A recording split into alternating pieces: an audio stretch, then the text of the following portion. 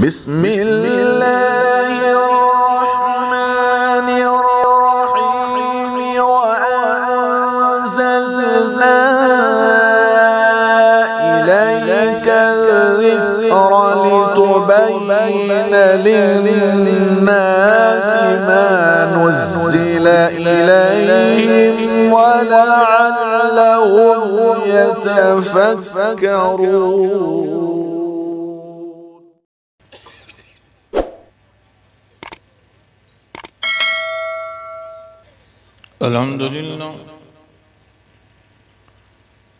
अल्हम्दुलिल्लाह नहमदुहु व नस्तईनुहु व नस्तगफिरुहु व नु'मिनु बिही व नतवक्कलु अलैहि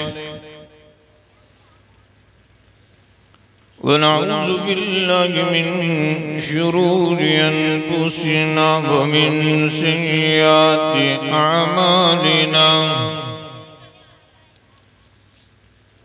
मन यहदिहिल्लाहु फला मुदिल्ल लहु व मन युद्लिल्हु फला हादिय लहु।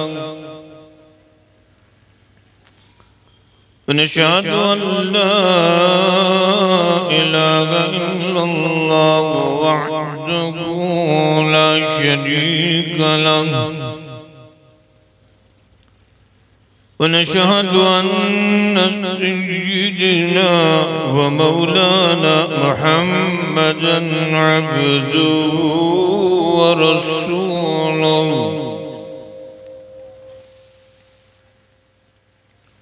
أما بعد فأعوذ بالله من الشيطان الرجيم بسم الله الرحمن الرحيم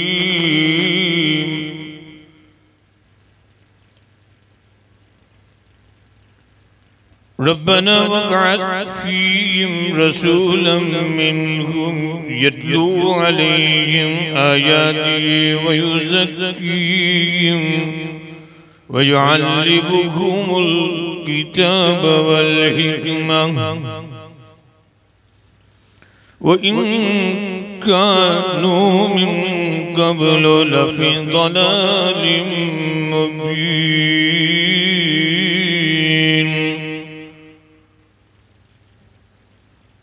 وقال النبي صلى الله عليه وسلم خيركم من تعلم القرآن وعلمه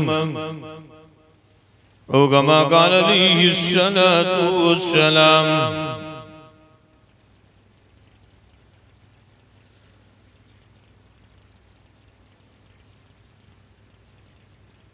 काबिल एहतराम हज़रात उलमा, मेरे बुजुर्गों, दोस्तों, पर्दानशीन माएँ बहनें, बहुत अजीम मकसद के मातहत हम सब का यहाँ जमा होना है। ये आने वाला मजमा जो है सिर्फ कुरान की मोहब्बत पर आया है।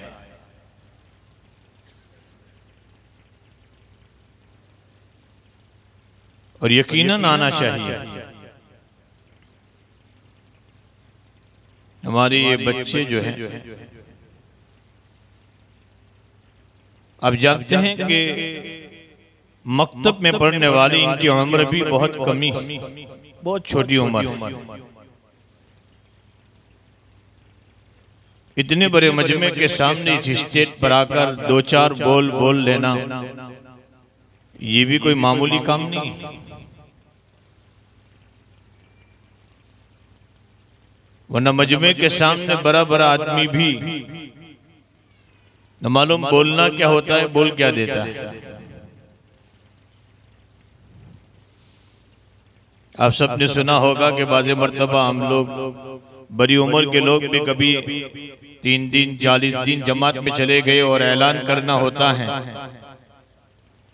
कि बस नमाज के बाद तमाम हजरात बैठे, तो कहीं नमाज की बुनियाद पर दुआ के बाद बोल देते हैं, कभी दुआ की बुनियाद पर नमाज के बाद बोल लेते हैं। वो मजमे का असर होता है। हमारे मासूम बच्चे माशाअल्लाह इतने बेहतरीन मज़ामीन पर, अनावीन पर, छोटी ज़बान से हमें बहुत कुछ सिखा कर गए हैं। हमें ज़रूरत है कि ऐसे मजमों में और जलसों में ज़रूर हम शिरकत करें ताकि इन बच्चों की हौसला अफजाई हो, इन मेहनत करने वाले असातिज़ा की हौसला अफजाई हो। मुझे तो शायद ये लगा कि मर्दों से ज्यादा औरतों का मजमा है। अल्लाह और इनकी तलब को बढ़ाए। मर्दों के मजमे में कमी है, औरतों का मजमा फिर भी ज्यादा है। अल्लाह इनके तलब को और बढ़ाए। गुज़िश्ता कल ही हमारे मुफ्ती साहब भी मेरे साथ थे।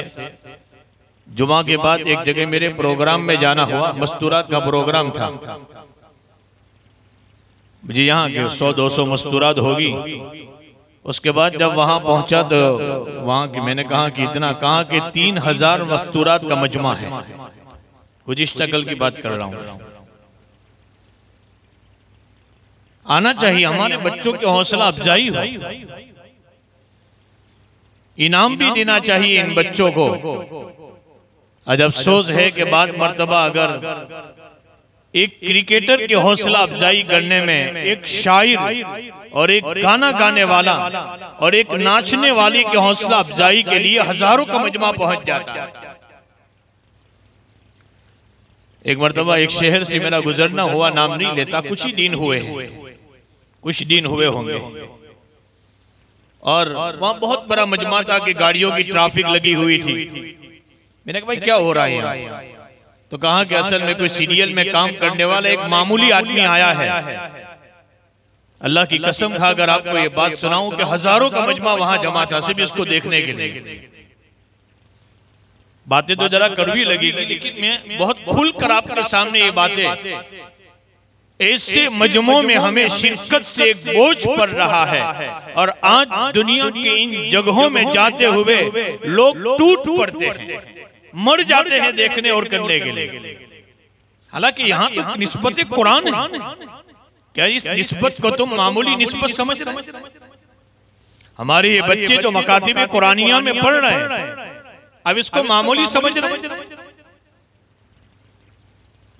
यही वो मकातिब कुरानिया है, यही वो मकातिब कुरानिया है जो आज हम सब गफलत की बुनियाद पर रोजमर्रा जो हमारी शिकायत है, फलाना बच्चा और बच्ची मुर्तद हो चुकी, फलानी बच्ची मुर्तद हो चुकी। मैं आपको यकीन के साथ कहता हूँ, हजरत बकौल हजरत मुफ्ती शफी साहब रहमतुल्लाह अलैह, जिन बच्चों ने सही माने में मकतब की तालीम को हासिल कर लिया, अगर वो दुनिया के किसी कोने में जाएगा गुनाहों के भंवर में तो फंस सकता है, लेकिन ईमान का सौदा ये कभी नहीं करेगा। लेकिन हम सही माने में इन बच्चों को मकातिब में पढ़ाइए तो सही।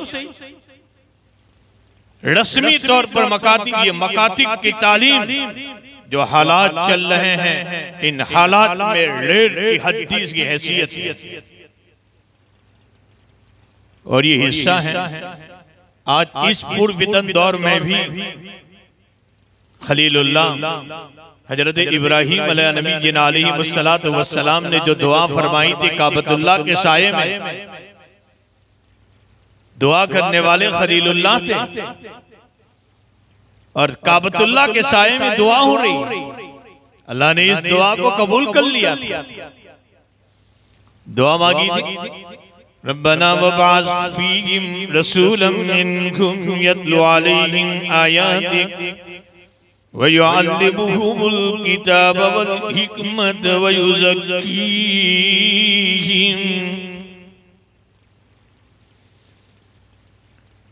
इब्राहिम अलैहिस्सलातु वस्सलाम ने दुआ मांगी थी, दो दुआएं मांगी इब्राहिम खलीलुल्लाह ने,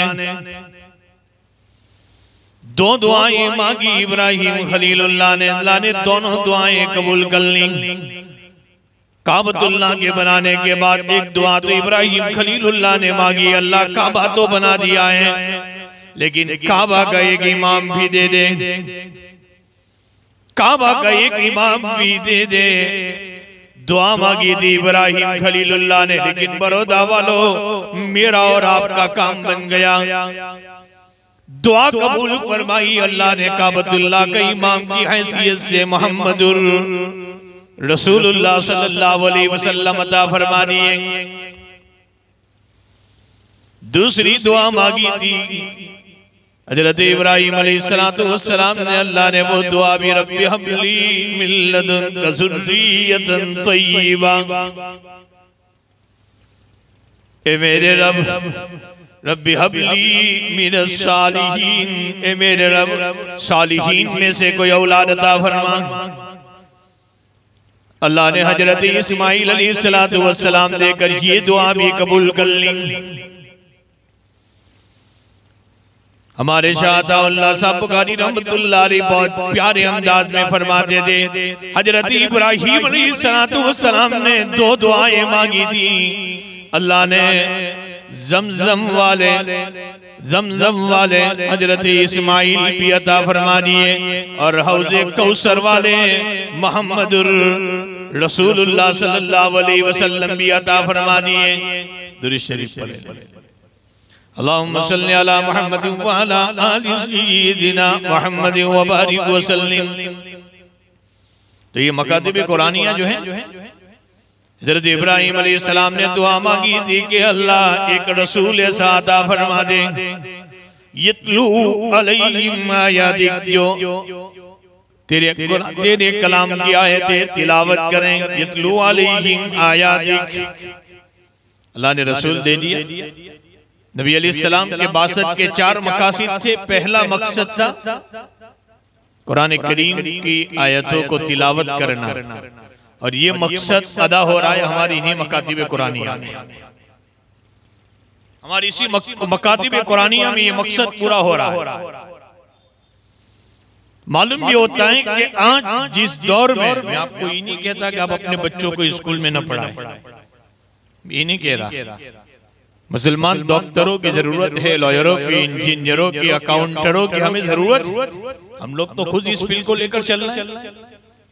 बच्चों को आलिम भी बनाते हैं, तो हम तो चाहते हैं कि बच्चों को साथ में डॉक्टर भी बना रहे हैं। हम ना नहीं कहते आपको, लेकिन एक बात जरूर कहकर जाऊंगा इस मजलिस में, पहले अपने बच्चे को मुसलमान बनाओ, फिर आप जो बनाओ, पहले इसको मुसलमान तो बनाओ, इसके अकाईद मजबूत करो। और यही मकातिब कुरानिया में इन बच्चों के अकाईद मजबूत होंगे। कैसे मजबूत होंगे ये हम नहीं जानते। हम बहुत मामूली समझते हैं कि इसमें क्या अलिफ बा सीख लेगा बच्चा। जिस वक्त 2000 में आपने देखा होगा कचबूच में जलजला आया, इस वक्त सारी मशीनरियां काम कर रही। ऐसा स्टेट बनाया गया था, एक मशीनरी तकसीम कर रही थी माल को, ईसाई मशीनरी। जरूरतमंद आते हैं स्टेट पर और कीट लेते हैं जा रहे हैं, जरूरतमंद आ रहे स्टेट पर कीट ले रहे जा रहे हैं। एक बच्चा 10-11 साल का स्टेट पर आया, इसको कीट देते देते ये ईसाई मिशनरी वाले ये कह रहे हैं कि ऐसा हो कि ये कीट मुझे ईसा मसीह ने दी है।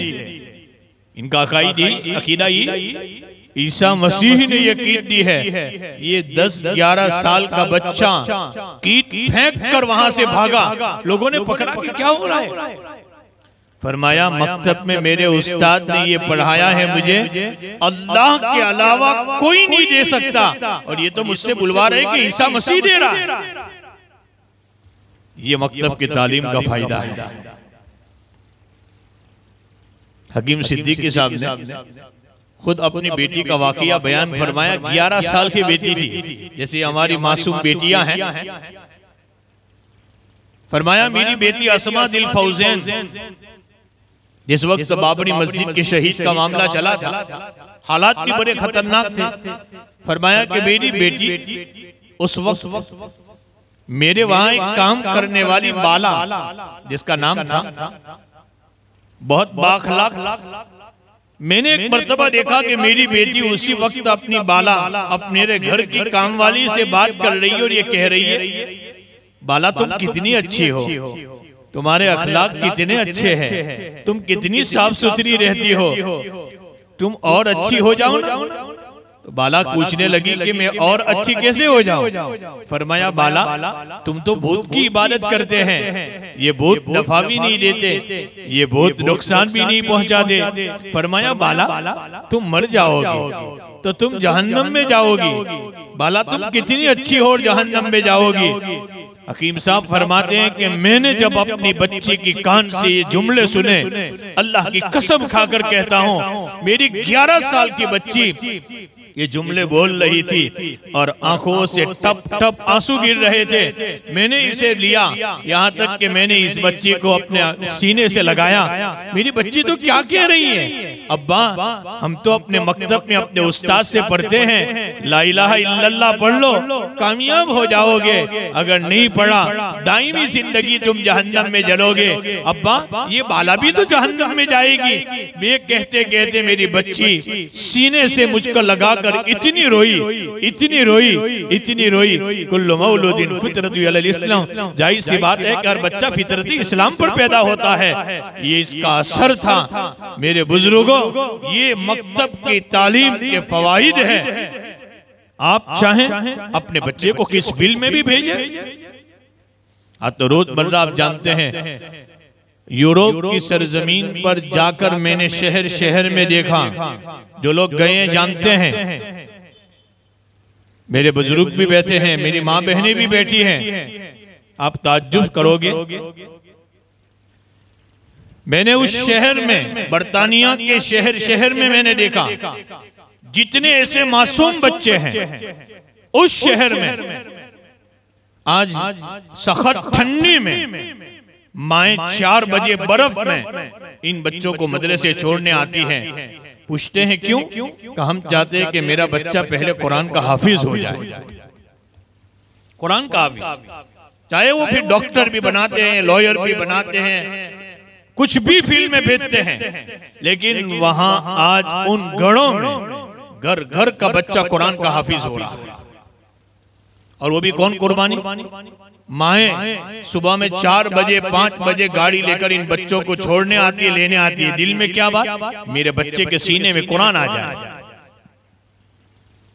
अगर ये पायलट भी बने, मैंने जगह जगह सुनाया, मैंने कितने पायलटों से मुलाकात की इस सरजमीन पर और सरजमीन पर। मैंने जो एक तरफ पायलट भी है और एक तरफ कुरान का हाफिज भी है।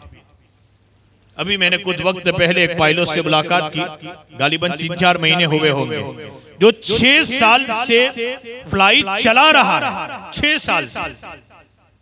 आप ताज्जुब करोगे। इन्होंने कहा कि मौलाना मुझे शौक हुआ कि मैं कुरान का हाफिज बन जाऊं, मैं फ्लाइट चलाता रहूं और कुरान पढ़ता रहूं। फरमाया कि मैंने कुरान हिफ्ज़ शुरू किया है, आप दुआ करें कि अल्लाह इसकी तकमील फरमा दे। आपको नानी कहता, अगर इन बच्चों को आप दुनिया की जिस फील्ड में भेजोगे, अगर इसको मुसलमान नहीं बनाया, याद रखना यही बच्चा कुरान पर सवाल करने वाला होगा। यही बच्चा मेरे नबी की तालीम पर सवाल करने वाला होगा अगर इसको मुसलमान नहीं बनाया आपने। लोग कहते हैं कि मकातिब का क्या फायदा? हम कहते हैं इन्हीं मकातिब से ये सीखेगा बाप का मकाम क्या, माँ का मकाम क्या है, बहन का मकाम क्या है, बड़ों का मकाम क्या है। यही मकातिबात दुनिया की इस पुलिस को हम कह देना चाहते हैं, डंके की चोट पर जो आज इन मकातिब और मदारिस पर उंगली रखने वाले हैं, यही मकातिब शांति का पैगाम देते हैं। इन्हीं मकातिब से कोई टेररिस्ट नहीं बनाए जाते, इन मकातिब से देश के वफादार पैदा किए जाते हैं। इन मकातिब से और मदारिस से टेररिस्ट पैदा नहीं किए जाते।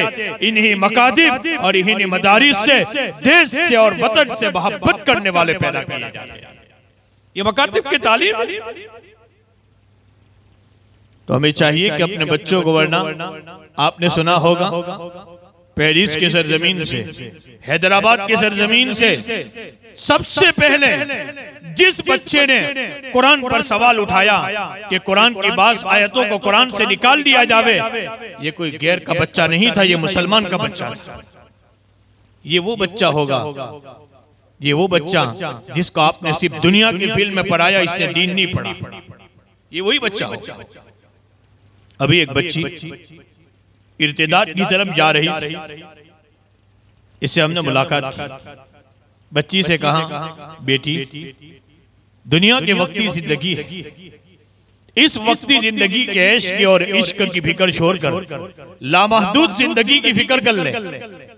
मैंने कुछ ईमान की बातें बताई, अल्लाह की मोहब्बत की बातें बताई। वो बच्ची का जो जवाब था मुझे सुनाना है, ये हम सबको बेदार कर देने वाला है।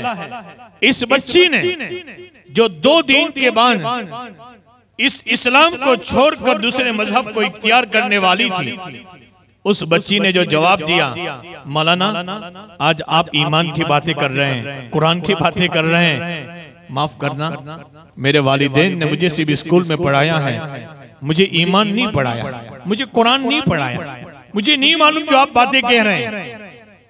यही वजह है जिसके बुनियाद पर हमारी बच्चियां इनके दिलों में कूद कूद कर ईमान को और अकाईद को भरो जो इन मदारिस से भरा जाएगा, और आप घर के माहौल को भी दुरुस्त करें ताकि हमारे ये बच्चे ईमान का सौदा न करें। मैंने कहा कि हैदराबाद की सरजमीन से सबसे पहले सवाल करने वाला मुसलमान बच्चा था। वो कह रहा है कुरान करीम के बाद आयतों को कुरान से निकाल लिया जिसमें एक आयत जिसमें अल्लाह मंगीबात खमसा का दावा कर रहा है। कुरान करीम में हम पढ़ते हैं, कुरान करीम में अल्लाह इरशाद फरमाते हैं, वयुनज़्ज़िलुल गैस वयअलमु मा फिल अरहाम वमा तदरी नफ्सुम मादा तकसिबु गदा वमा तदरी नफ्सुम बिअय्यि अर्दिन तमूत इन्नल्लाह अलीमुल खबीर। कुरान करीम में अल्लाह फरमाते 5 चीजों का इल्म सिर्फ अल्लाह के पास है, 5 चीजों का इल्म सिर्फ अल्लाह के पास है। अल्लाह ने ये इल्म किसी को नहीं दिया है। कयामत कब आने वाली है अल्लाह के अलावा कोई नहीं जानता। बारिश कब होने वाली है अल्लाह के अलावा कोई नहीं जानता।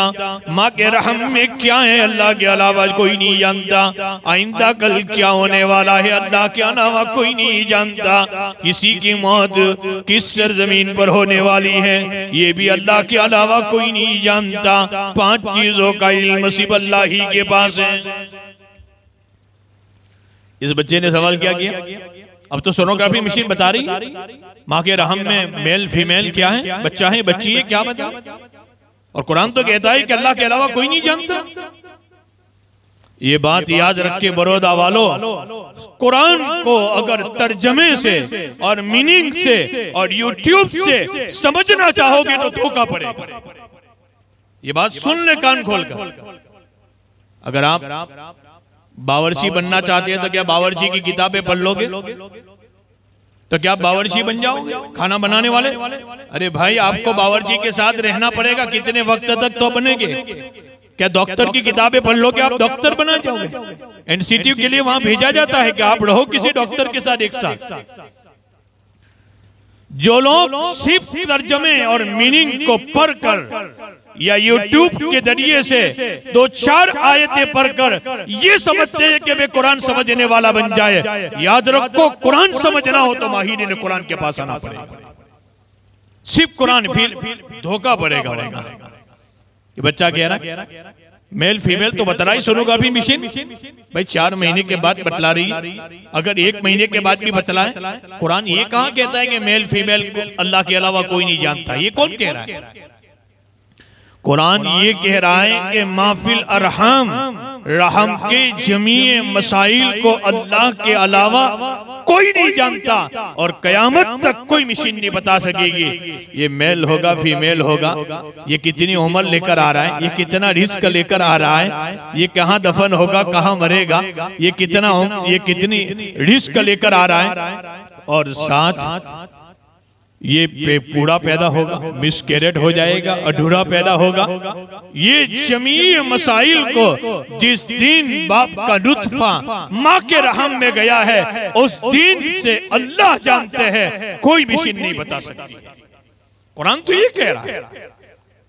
कयामत तक के लिए कुरान का कोई दावा गलत साबित नहीं होगा। ये सुन ले हम, कोई दावा कुरान का कोई दावा गलत साबित नहीं होगा कयामत तक के लिए, बल्कि ये समझे कि साइंस तरक्की करेगी, टेक्नोलॉजी तरक्की करेगी, तो हम ये कहेंगे कि कुरान का एक एक दावा साबित होगा, कुरान का एक भी दावा गलत साबित नहीं होगा। आज तक हम पढ़ते थे कि जमीन बोलेगी, कयामत के दिन ये जमीन गवाही देगी। लोग कहते थे कि अच्छा जमीन भी गवाही देगी, ये जमीन भी बोलेगी। अल्लाह कुरान में कह रहा है कि जमीन भी कयामत के दिन गवाही देगी। वतुखरिजुल अर्द अस्कालहा, अल्लाह जमीन के खजानों को खोलेगा। अच्छा ये जमीन भी बोलेगी, आज भी बोल रही है, आज भी बोल रही है। जितने भी आप देखो मोबाइल में बोल रहा हूँ कैश हो रहा है, जितनी भी चीजें हैं टेक्नोलॉजी की आप देखिए, वो सारी के सारी जो पुर्जे हैं, जो मोबाइल बनाए जावे या अगर लैपटॉप बनाया जावे, जितनी भी चीजें इसमें इस्तेमाल हो रही है वो सारे के सारे जमीन के पुर्जे हैं। ये जमीन से पैदा हो रहा है, पीतल हो, धात हो, लोखंड हो, ये सब जमीन से पैदा हो रहा है। तो मालूम भी होता है कि दुनिया का इंसान इस जमीन से निकलने वाली चीजें जो अल्लाह ने पैदा की है, जब इसमें थोड़ी मेहनत करके उसके पास बुलवा रहा है, तो क्या कायनात का मालिक इस जमीन के पुर्जों से नहीं बुलवाएगा? सारे दावे साइंस की तरक्की से दावे गलत साबित नहीं होंगे, कुरान का एक एक दावा सही साबित होगा। लोग कहते हैं कि मौलाना अब तो फ्लाइट का जमाना है, कुरान ने सवारियों को नकल किया, क्या फ्लाइट का जिक्र भी कुरान में है? तुम्हारी मर्सिडीज BMW का जिक्र भी कुरान में है? हम कहेंगे कि हाँ, कुरान इसको भी नकल कर रहा है।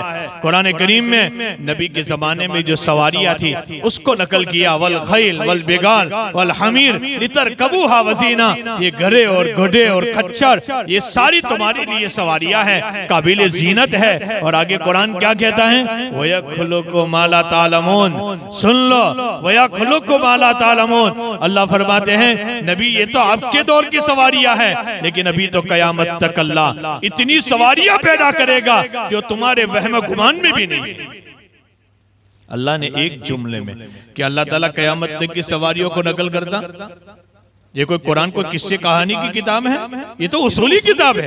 अल्लाह ने एक जुमले में वयखलुकु मा ला तालमून, मेरे बंदो अभी तो मैं ऐसी सवारियां पैदा करने वाला हूं जिसको तुम जानते भी नहीं। एक आयत में अल्लाह ने कयामत तक की आने वाली सवारियों को नकल कर दिया। कुरान एक जामी किताब है जो हमारी इन मकातिब कुरानिया में पढ़ाई जाती है, एक जामी किताब है। हमें जरूरत है कि इस बच्चों को हम मकातिब में भेजें और इसका फायदा उठाएं मकातिब में भेजकर, इसलिए कि ये कोई मामूली तालीम नहीं है मकातिब की, इसमें ये कुरान पढ़ाया जाता है। एक आयत कुरान की, एक आयत कुरान की, इतनी एक आयत की बात कर रहा हूं, बिस्मिल्लाहिर्रहमानिर्रहीम। एक यहूदी बच्ची ईमान ले आई, ऐसा बयान हो रहा था, कहीं से सुन रही थी कि अच्छा बिस्मिल्लाह, एक आयत की इतनी बड़ी फजीलत, ईमान ले आई। इसके वालिद तो बादशाह के वजीर थे, परेशान हो गए कि मेरी बच्ची ईमान ले आई, बादशाह वजारत से मुझे निकाल लेगा। यहाँ तक कि इस बच्ची ने, इसके बाप ने प्लान बनाया कि मैं किसी तरीके से अपनी बच्ची को कत्ल करवा दूं।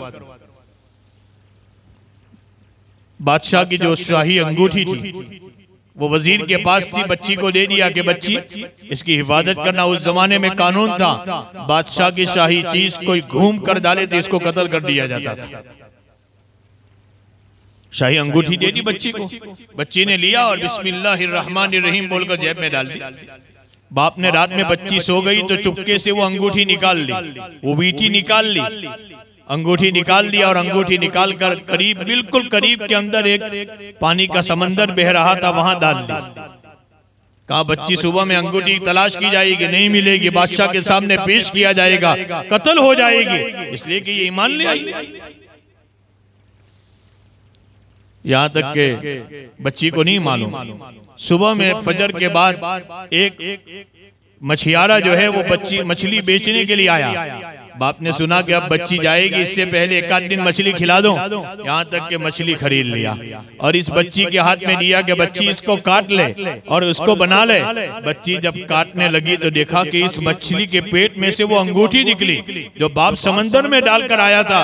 बच्ची ने उस अंगूठी को लिया, जेब में डाल दिया, बिस्मिल्लाहिर्रहमानिर्रहीम, खा लिया। खाने के बाद बाप ने कहा, बेटी वो अंगूठी ला, कहाँ गई? बाप तो यही समझ रहा था कि मैं तो इसको समंदर में डालकर आया। बेटी ने बिस्मिल्लाह कर कर अपने जेब में हाथ डाला, बाप को अंगूठी दी।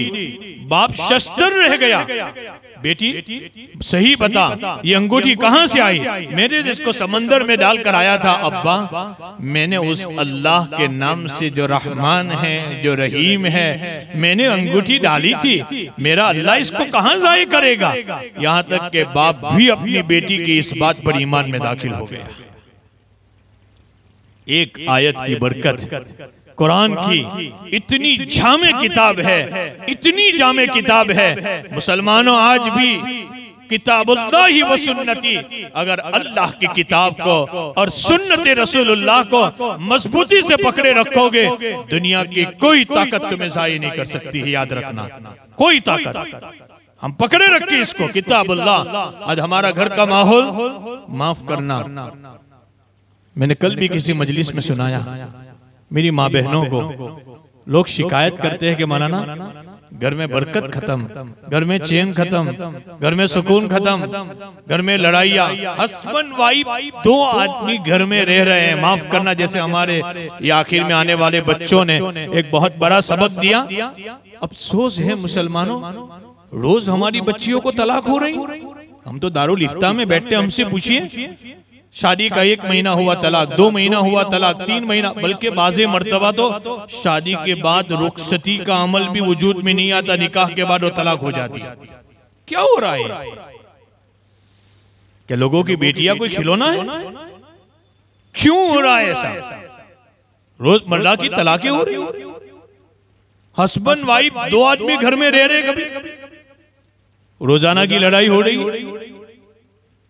रोजाना की लड़ाइयां हो रही। हमारे घर से चैन, हमारे घर से सुकून, हमारे घर से बरकत खत्म हो चुकी है। वजह क्या है बताऊं? बहुत से लोग कहते हैं कि मौलाना मेरी शादी हुई है, 1 साल हो गया, हमने बहुत खुशी से शादी की, कभी वो गुस्से, कभी मैं गुस्से, कभी उस पर, कभी लड़ाई हो रही है, कभी अफसोस हो रहा है। हमारे घर पर किसी ने मूड तो नहीं मार लिया? हम दोनों की जिंदगी पर किसी ने कुछ करवा तो नहीं दिया? मैं पहला जुमला ये बोलता हूं, बाद में ये सोचना किसी ने करवाया है। पहले हम अपनी जिंदगी को कुरान और हदीस के मुताबिक गुजारनी शुरू कर दो, इंशाअल्लाह सारे झगड़े खत्म हो जाएंगे। हमारे अकाबिर उलमा बैठे हैं, मैं तो तालिब इल्म हूं उनके सामने, आप उनके सुनिए। एक दौर था, हमारी बड़ी उम्र के लोग और हमारी बड़ी उम्र की माँ बहनें भी शायद मेरी बात की तारीफ, मैंने खुद अपने बचपन के जमाने में देखा है, मैंने बचपन के जमाने में देखा है, आप सबने भी देखा होगा, बहुत से लोगों ने।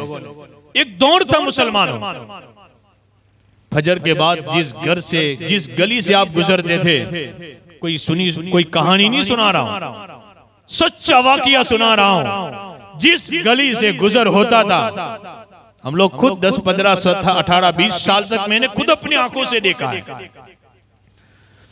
बाप घर के बाहर कुर्सी लेकर कुरान पढ़ता था, बाप घर के बाहर कुर्सी लेकर कुरान पढ़ता था, मेरी माएं घर में कुरान पढ़ती थी। इनको देखकर जवान बच्चे और बच्चियां भी घर के कोहनों में कुरान लेकर बैठ जाते थे। ऐसा माहौल था। एक कमाता था, 10 खाते थे। एक कमाता था, कभी लोन से बैंक नहीं उठाई, बैंक से लोन नहीं उठाई। एक कमाता था, 10 खाते थे।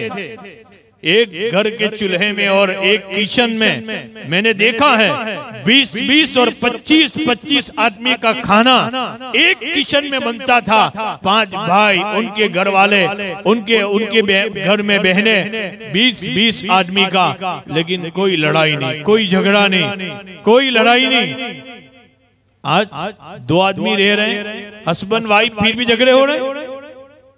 इसलिए कि जिस दिन से हमारे घरों से कुरान की तिलावत खत्म हो चुकी, जिस दिन से हमारे घरों से जिक्रुल्लाह खत्म हो चुके, जिस दिन से हमारे घर से तालीम के हल्के खत्म हो चुके, इसलिए कि कुरान पढ़ा जाता था, बाप कुरान पढ़ता था, माँ कुरान पढ़ती थी, मेरे मासूम बच्चे कुरान पढ़ते थे, अल्लाह के फरिश्ते तुम्हारे घरों पर रहमतें लेकर आते थे, बरकतें लेकर आते थे अल्लाह के फरिश्ते। लेकिन जिस दिन से ये माहौल खत्म हो गया, माफ करना मुसलमानों, जिस घर के कोने कोने से कुरान की आवाजें आती थी, आज उस घर के कोने कोने से म्यूजिकों और गानों की आवाजें आ रही। घर में रहमत के फरिश्ते अड्डे बनाएंगे कि शयातीन अड्डे बनाएंगे, फैसला आप कर लें। शयातीन हमारे घर में अड्डे बनाएंगे कि अल्लाह के रहमत के फरिश्ते आएंगे। म्यूजिक जिसको खत्म करने के लिए मोहम्मद रसूलुल्लाह तशरीफ लाए थे, और मुसलमान तेरे घर में म्यूजिकों की आवाजें आ रही। और तरबियत का सिलसिला, लोग कहते हैं कि मौलाना अब तो जुनैद बगदादी पैदा होते थे, शेख अब्दुल कादिर जिलानी पैदा होते थे, निजामुद्दीन औलिया पैदा होते थे, और बख्तियार काकी रहमतुल्लाह अलैह पैदा होते थे, इमाम ग़ज़ाली पैदा होते थे। कहाँ गए? अब तो वलियों का सिलसिला बंद हो चुका। बरोड़ा वालों, वलियों का सिलसिला तो कयामत तक चालू रहेगा। अल्लाह ने नबियों का सिलसिला बंद किया है। अफसोस है मोहम्मद, तेरे घर से तरबियत का सिलसिला खत्म हो चुका है, वलियों का सिलसिला खत्म नहीं हुआ है। एक दौर था, हमारे ये बच्चे जो हैं, हमारे बच्चे हमारी माएँ सुलाती थी, शायद बड़ी उम्र की माएँ मेरी इस बात की तायीद करेगी और बड़ी उम्र के लोग जो है तायीद करेंगे। हमारी इन बच्चों को जब माएँ सुलाती थी तो इसको कहीं कोई सहाबिया का, कोई सहाबी का, कोई ताबई का, कोई औलिया अल्लाह के वाकियात सुनाती थी। मुझे खुद सुना है कि हमारी माएँ सुनाती थी, रोजाना एक वाकिया सुनाती थी कि एक किस्सा आज हम बड़ा बताएं, रोज एक वाकिया। और हमारे बच्चे अल्लाह का नाम लेकर सोते थे, बुजुर्गों के वाकियात सुनकर सोते थे। वो पूछते भी थे बाद में कि मम्मी मैं भी ऐसा बनूंगा, तो अल्लाह तुझे भी ऐसा बनाएगा।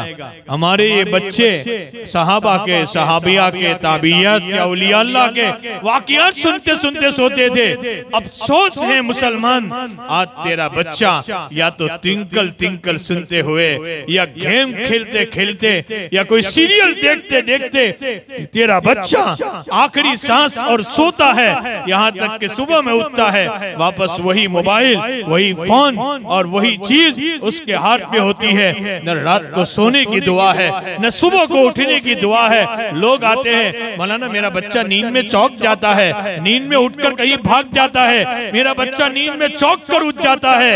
ओ बाप और माँ, वो को दीन क्या थे, तेरे बच्चे की दुआ याद नहीं, तेरा बच्चा आयतुल कुर्सी पर कर नहीं सो रहा है, तेरा बच्चा सोकर दुआएं नहीं पढ़ता है, तो ये चौंक कर शैतान उसको उठाएगा नहीं तो क्या करेगा।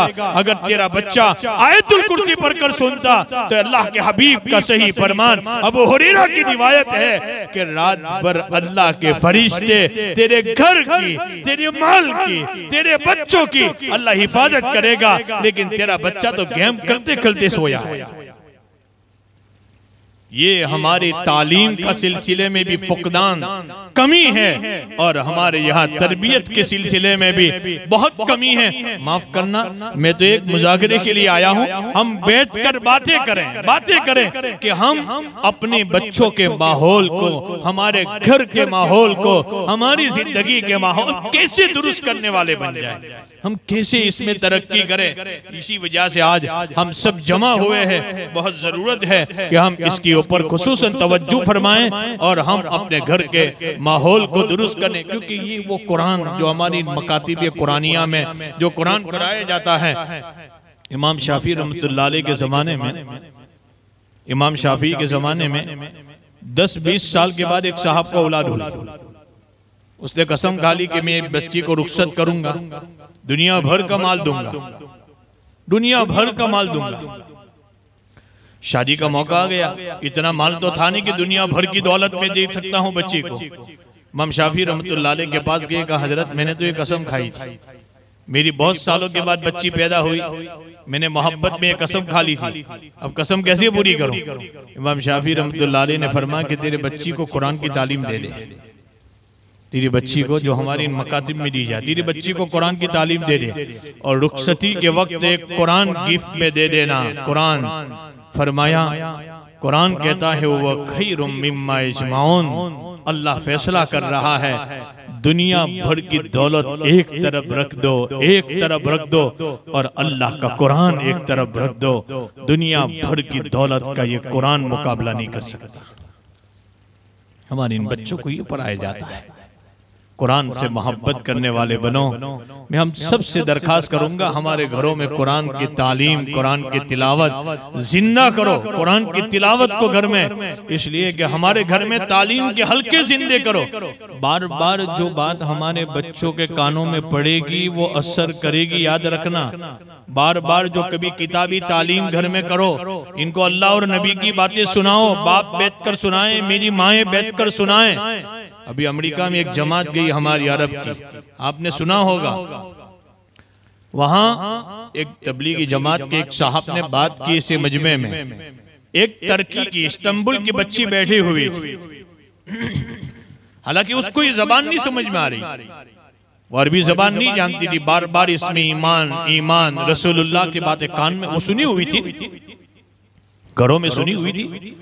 ये जब बयान खत्म हुआ तो ये तबलीगी जमात के हमारे जिम्मेदार के पास आकर ये कहने लगी कि हजरत मैं आप लोगों से एक बात करना चाहता हूँ, आपको खराब तो नहीं लगेगा? फरमाएं। बोल।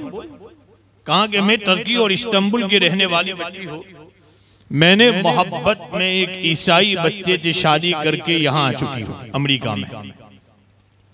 आज आप लोगों की बातें सुनी जो बचपन से मेरे वालिदैन हमको सुनाते रहते थे, मुझे वो याद ताजा हो गई कि मैंने क्या कर लिया। कहा मुझे, मेरे ऊपर एक नशा सवार था।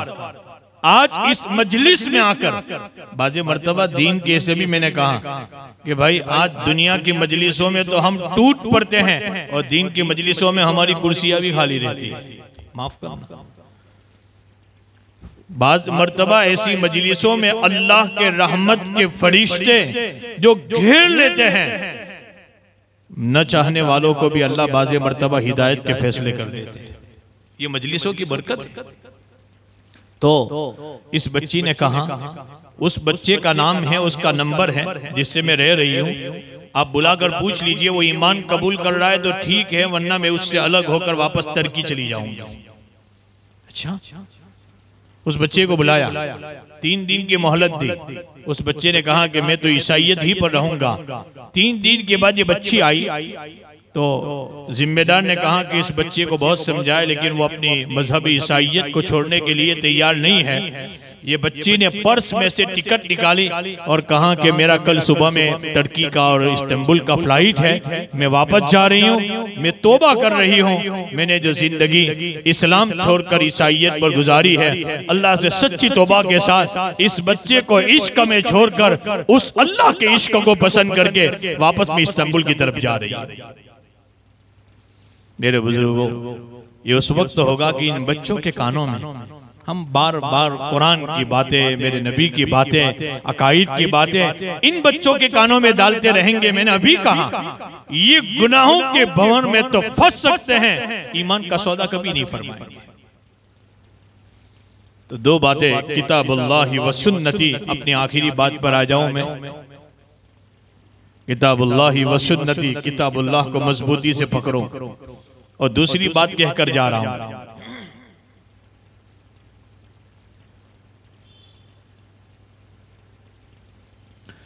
इन हमारे बच्चों के दिलों में इश्क के रसूल को, मेरे नबी के इश्क को कूट कूट कर भर दो। इनके बजो कूट कूट कर भर दो इश्क के रसूल को। लेकिन आज हाल ये है, मैं जब इश्क के रसूल को छोड़कर यहूदियत और ईसाईयत के तरीके को पसंद कर रहा हूं, तो ये मेरे बच्चे इश्क के रसूल पर कहां से आएंगे? आज मेरा हाल ये है, मेरा हाल ये है। आज हमारी बच्चियां भी, अभी एक साहब आए मेरे पास 5-6 दिन पहले, मौलाना मेरी शादी नहीं हो रही। मैंने कहा क्या बात है? कहा कि मेरे चेहरे पर नबी की सुन्नत है, तो मुझे कई बच्चियों ने रिजेक्ट कर दिया कि तू तो तेरे चेहरे पर। एक बच्ची ने तो ये कहा कि मैं तेरे से शादी करने के लिए तैयार हूँ, शर्त ये है कि तू दाढ़ी निकाल ले। अल्लामान वल हफीज, मेरी बच्चियां, दुनिया की जिंदगी तो वक्ती है, तो इस जुमले से कहीं ऐसा न हो जाए कल कब्र में सुलाई जाए और मेरे नबी की तरफ इशारा करके ये कहा जावे, हादर रजुलो, इस आदमी के माकुत तकुल हादर रजुल, इस आदमी के बाप में कौन, क्या तेरा गुमान है? मन नबी का, या ये पूछा जाए तेरा नबी कौन? एक कौल के मुताबिक तेरी कब्र से नबी की कब्र तक जगह खोल दी जाएगी और नबी के चेहरे को बताकर ये कहा जाएगा, इस नबी के बाप में तेरा क्या गुमान है? अगर नबी ने अपना चेहरा फिरा लिया और ये कहा कि बेटी मेरी उम्मती नहीं है, तो मेरी सुन्नत से नफरत करके आई है, तो हमारी दाईं जिंदगी, जिसके बाद कोई मौत नहीं है, ये दाईं जिंदगी खतरे में पड़ जाएगी हमारी। अल्लाह हिफाजत करे। एक जुमला, क्या मेरे नबी आज यहूदियत और ईसाइयत के तरीके को मोहब्बत करके उस नबी की सुन्नतों से हम नफरत कर रहे हैं? फिर कहां हमारे घर में चैन आएगा, कहां सुकून आएगा, कहां हमारे घरों में चैन और सुकून आएगा? हमें जरूरत है कि नबी की सुन्नतों से हम अपने दिलों से लगाएं, अपनी जिंदगियों में, अपनी बच्चों की जिंदगियों में। आज हम यही चाहते, मेरा बच्चा कुछ समझदार होगा, हज्जाम के पास भी जाएंगे, अक्सर हज्जाम कहते हैं मौलाना, मैंने कहा कि तुम लोग ऐसे बाल क्यों काटते हो बच्चे को, एक तरफ से यहाँ कटिंग है, यहाँ से बराबर है। कहा कि इनकी माएं आकर ये कहती हैं कि मल साहब मेरे बच्चे का बाल फलाने फिल्म स्टार की तरह काट दो, वो बतलाते हैं कि ऐसा काटना है मुझे। मेरे नबी ने लानत फरमाई, कज़ा एक तरफ के बाल रखना और आधे बाल छोड़ देना, हदीस में कज़ा कहते हैं। मेरे नबी ने लानत फरमाई। माँ, तो इस मासूम पर अल्लाह के नबी के लानत के अल्फाज लाकर तू चाहती है कि ये बच्चा अभी से मलून हो जाए? तू अभी से जा रही, तेरे बच्चे पर लानत हो, तेरे ऊपर लानत हो, तो अपने बच्चे को और अपने ऊपर लानत, नबी अलैहिस्सलातु वस्सलाम ने जिस पर लानत फरमाई कि हमारे बच्चों को ऐसे बाल कटवा रही है। बहुत जरूरत है, बहुत जरूरत है अतीउल्लाह व अतीउर रसूल। और क्या उस नबी की सुन्नतें और तरीके नहीं पसंद आए? बहुत सौत में अपनी बात को मैं इख्तिताम तक ले जाऊं, मैं आपसे कहता हूं कि वो नबी की सुन्नतें हमें नहीं पसंद आई। जिस नबी की सुन्नतों पर सहाबा जान दे देते थे, क्या भूल गई मेरी माएं? उम्मे खल्लाद रदियल्लाहु ताला अन्हा कैसा इश्क करने वाली थी नबी से। उम्मे खल्लाद दौड़ रही थी गज़वे उहद के बाद। किसी ने ये कहा, कहां दौड़ रही है, नबी कहां है? किसी ने ये बताया, उम्मे खल्लाद तेरे शौहर शहीद हो गए। फरमाया मेरे नबी कहां है? दौड़ रही है मैदान में। आगे किसी ने कहा तेरा भाई शहीद हो गया, दौड़ रही है उम्मे खल्लाद। आगे किसी ने बताया तेरा बेटा भी शहीद हो गया है। फरमाया मेरे नबी कहां है? यहां तक कि आखिर में जब गई और नबी का चेहरा देखकर ये कहा, अल्लाह के हबीब जब आप जिंदा है तो सारी मुसीबतें झेलना आसान है। ये अल्लाह के हबीब आप जिंदा है तब बाप की शहादत, बेटे की शहादत, शौहर की शहादत मंजूर है। नबी आपके चेहरे को देख लेती हूं, सारे गम दूर हो जाते हैं। और कौन थी उम्मे खल्लाद? क्या भूल गए वो उमामा का वाकिया? इनका बेटा मुसैलमा एक कद्दाब जिसने नबूवत का दावा किया, उससे लड़ने के लिए गया, यहां तक के हाथ काट दिए गए, पैर काट दिए गए, यहां तक के सर काट दिया गया। हाय, वो मामा फरमा रही है, किसी ने कहा कि तेरे बच्चे का बदन का एक एक उज़्व मुसैलमा कद्दाब ने अलग कर दिया। वो ये कहता है कि नबी ही खातमुन नबीयीन है, तू नहीं है। उस औरत, लाखों सलाम हो, लाखों सलाम हो, उस औरत ने ये कहा, मैंने तो मेरे बेटे को दूध ही इस नीयत से पिलाया था कि ये नबी के इश्क में जरूरत पड़े तो जान भी दे दे। क्या हम उस नबी की उम्मती नहीं? क्या हम अपने बच्चों के दिलों में नबी का इश्क नहीं भरेंगे? आज भी कहता हूं इस मजमे से, अगर घर में सुकून चाहते हो, चैन चाहते हो, बरकत चाहते हो, आज भी आ जाओ, आज भी आ जाओ। अल्लाह किताबुल्लाह पर और सुन्नते रसूलुल्लाह पर आज भी घरों में चैन आ जाएगा, सुकून आ जाएगा, बरकतें आ जाएगी। क्या वो नबी का चेहरा हमें नहीं पसंद है? उस नबी का मकाम देखा है आपने? उस नबी का मकाम जानते हैं? ये तो एहसान है कि अल्लाह तूने उस नबी की उम्मत में हमें पैदा फरमाया है। जानते हैं उस नबी का मकाम? जब दुनिया का वजूद नहीं दिया था, उससे पहले अल्लाह ने एक जलसा फरमाया था आसमानों में। जैसे आज जलसा कर ले बड़ौदा वाले हम, एक जलसा अल्लाह ने कहां फरमाया था? आसमानों में फरमाया था। कौन थी इस जलसे में?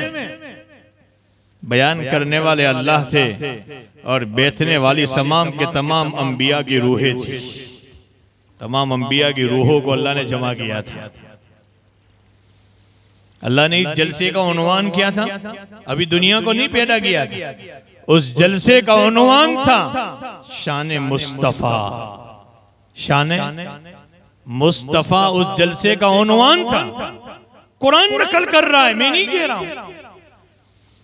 कुरान करीम में अल्लाह ताला इरशाद फरमा रहे हैं, वइज़ा कदल्लाहु मीसाकन नबिय्यीन लमा आतीतुकुम मिन किताबिन व हिकमतिन तुम्मा जाअकुम रसूलुम मुसद्दिकुल लिमा माअकुम लतुमिनुन्न बिही व लतंसुरुन्ना क़ाल अक़ररतुम व अक़दतुम अला ज़ालिकुम इज़री क़ालू अक़ररना क़ाल फ़शहदू व अना मअकुम मिनश शाहिदीन।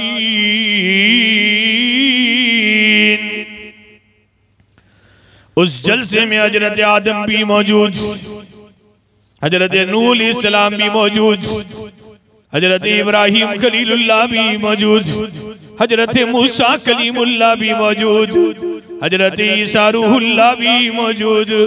अल्लाह ने तमाम अंबिया की रूहों को जमा किया था। तमाम अंबिया की रूहों से अल्लाह ने इकरार लिया था कि अगर मेरा नबी यानी मोहम्मदुर रसूलुल्लाह अगर तुम्हारी जिंदगी में और तुम्हारे दौर में आ जावे तो तुम उस पर ईमान ले आना, वलतुमिनुन्न बिही वलतंसुरुन्ना, और तुम इस नबी की ताउन करना और मदद करना। सारे अंबिया की रूहों ने इकरार किया था। अकररना, सारे अंबिया ने कहा था कि अल्लाह हम इकरार करते हैं, अगर ये नबी हमारी जिंदगी में आ जाएगा हम सब इस पर ईमान भी ले आएंगे और हम सब इसका ताउन भी फरमाएंगे। क्यों ना है? इसलिए कि अल्लाह ने तमाम अंबिया को एक एक नेमत अता फरमाई। बड़ौदा वालों, अल्लाह ने तमाम अंबिया को एक एक नेमत अता फरमाई।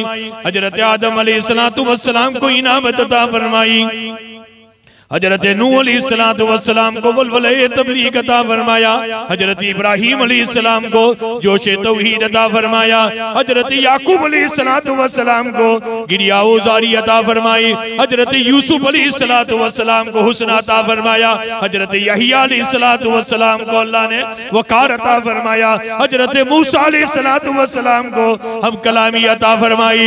लेकिन मेरे और आपके नबी मोहम्मदुर रसूलुल्लाह सल्लल्लाहु अलैहि वसल्लम की बारी आई, मेरे और आपके नबी मोहम्मदुर रसूलुल्लाह की बारी आई। आसमानों से ऐलान होता है, ए नबी मैंने तमाम को एक एक नेमत अता फरमाई, लेकिन वलसौफ युतीका रब्बुका फतरदा, ए नबी तू मांगता जा मैं देता जाऊंगा, तेरे मांगने में ताखीर होगी मेरे देने में ताकीर नहीं होगी। मैं तुझे इतना दूंगा, इतना दूंगा, इतना दूंगा कि नबी तो राजी हो जाएगा। तेरे मांगने में ताकीर होगी, मेरे देने में ताकीर नहीं होगी। इतना ऊंचा मकाम, बल्कि फरमाया ए नबी तेरा मकाम तो इतना ऊंचा है कि अगर तू उंगली से चांद की तरफ भी इशारा कर देगा, मैं तेरे उंगली के इशारे से चांद के भी 2 टुकड़े फरमा दूंगा। तेरा मकाम तो इतना ऊंचा है। तमाम अंबिया को मैंने जो नेमत अता फरमाई, तमाम अंबिया के कमालात मोहम्मदुर रसूलुल्लाह में मौजूद है। हजरत सुलेमान अलैहिस्सलाम के मानने वाले ये कह रहे मेरे नबी की सवारी और मेरे नबी का तख्त तो अल्लाह ने हवाओं में उड़ाया। लेकिन बड़ौदा वालों हबीब हबीब होता है, कलीम कलीम होता है। हजरत मूसा अलैहिस्सलातु वस्सलाम कहते हैं अब प्यारी ए मेरे रब तुझे देखना है। लेकिन मेरे और आपके नबी मोहम्मदुर रसूलुल्लाह की बारी आई, मेरे नबी की सवारी वहां पहुंची। हमारी इन बेटियों में शेर ने भी कहा मेरे नबी की सवारी वहां पहुंची जहां जिब्राइल की भी सवारी नहीं पहुंची, बल्कि अल्लाह ने नबी अलैहिस्सलातु वस्सलाम को अपना दीदार कराने के लिए अर्श पर बुलाकर मेरे नबी को अपना दीदार करवाया। वो अल्लाह ये चाह रहा है, वो मालिक चाह रहा है उस नबी को राजी कैसे कर ले। और आज नबी का उम्मती जो रात को रोया है इस उम्मत के लिए रोया, जो दीन को रोया इस उम्मत के लिए रोया, जिसने अपने बेटियों को अगर कुर्बान किया इस उम्मत के लिए। और आज ये उम्मती माफ करना मेरे नबी के पास मेरे और आपके अमाल पहुंचते होंगे।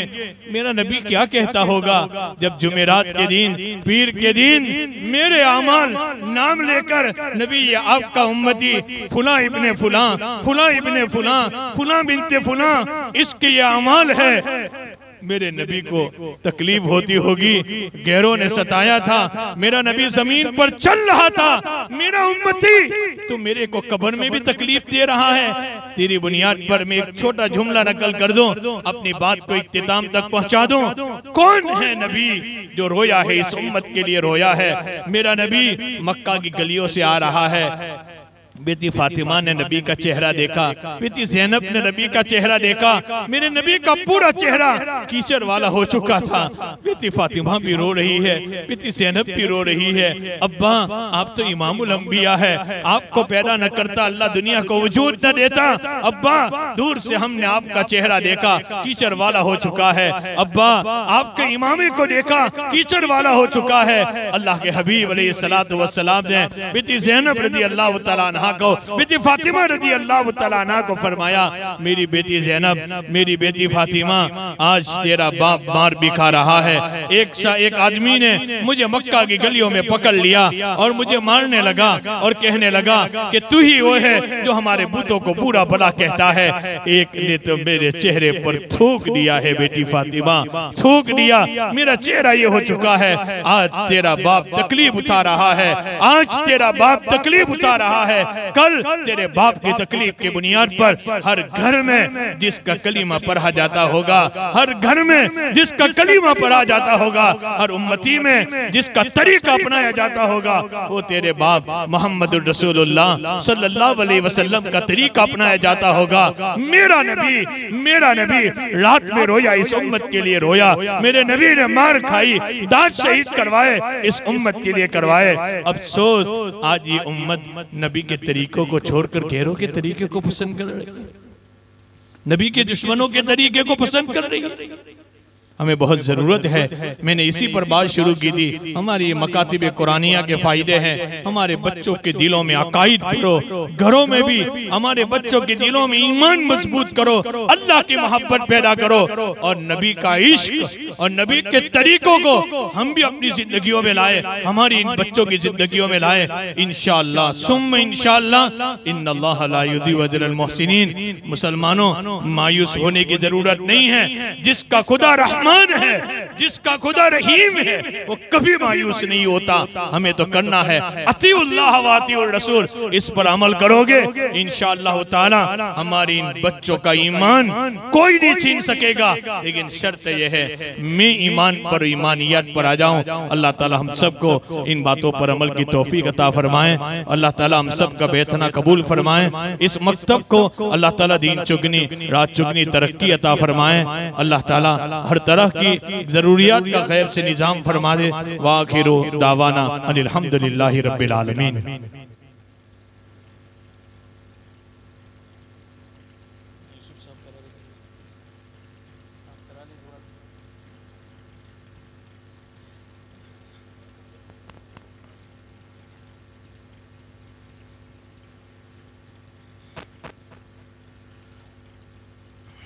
अल्लाहुम्मा लकल हम्दु कुल्लु व लकल मुल्कु कुल्लु व लकश शुक्र कुल्लु व इलैका यर्जिउल अम्रु कुल्लु।